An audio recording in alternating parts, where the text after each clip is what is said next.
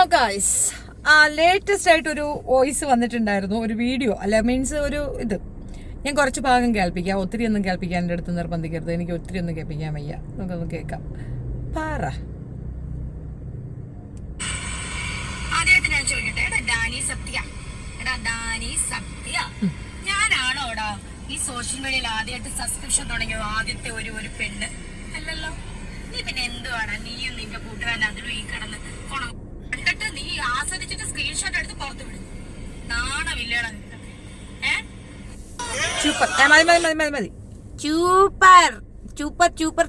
Super. ആർക്കും സംശയങ്ങളൊന്നും ഇല്ലല്ലോ. ഏത് നമ്മൾ തമ്മിലൊരു ഫൈറ്റ് ഉണ്ട്. ആ ഫൈറ്റ് അതിപ്പോഴും എക്സിസ്റ്റ് ചെയ്യുന്നുണ്ട്. എനിക്ക് സപ്പോർട്ടൊന്നും അല്ല, വെറുതെ തെറ്റിദ്ധരിക്കരുത്. തെറിത്താത്താണ് നമ്മളുടെ ശത്രു. ഐക്യകണ്ഠനം നമ്മൾ അത് അങ്ങോട്ട് പറയണം. പക്ഷെ ഞങ്ങൾ തമ്മിലൊരു ശത്രുതയുണ്ട്, ഞങ്ങൾ മിത്രമൊന്നുമല്ല. Tactics super.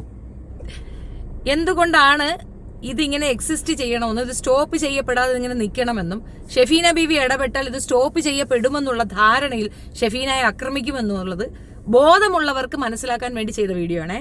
ഒന്നും കൂടെ വേണമെങ്കിൽ റിപ്പീറ്റ് ചെയ്യാം. അതായത് ഈ കണ്ടന്റ് അവിടെ എക്സിസ്റ്റ് ചെയ്യണമെന്ന് ആർക്കൊക്കെയാണ് ആവശ്യം?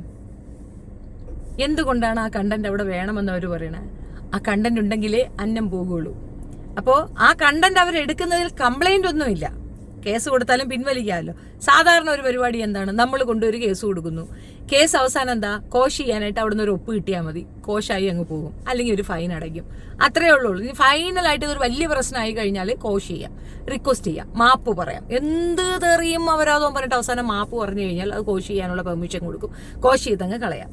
സാധാരണ അതാണല്ലോ, എല്ലാ ഇടങ്ങളിലും അങ്ങനെയൊക്കെയാണല്ലോ സംഭവിച്ചിട്ടുള്ളത്. റെക്കോർഡൊക്കെ കൊണ്ടുവരേണ്ടി വരും ഞാൻ, പക്ഷെ കൊണ്ടുവരാം.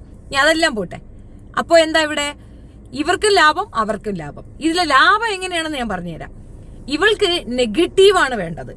ആളുകൾ ഡെയിലി ഇവളെ ഇങ്ങനെ പറഞ്ഞുകൊണ്ടിരിക്കണം. അപ്പൊ ഈ പറയുന്നതിൽ കൂടെ കിട്ടുന്ന ആ നെഗറ്റീവ് ഇമ്പാക്റ്റ് കൂടെ ലൈം ലൈറ്റിൽ നിൽക്കുക എന്നുള്ളതാണ്.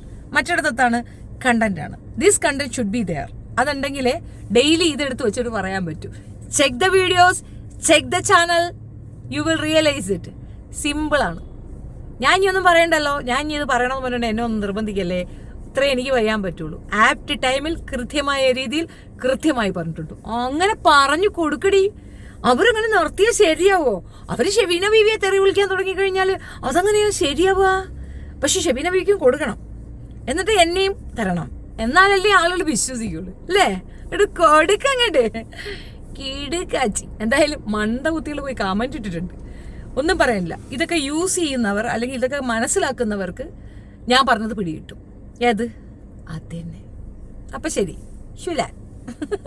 കൊള്ളാം. സൂപ്പർ.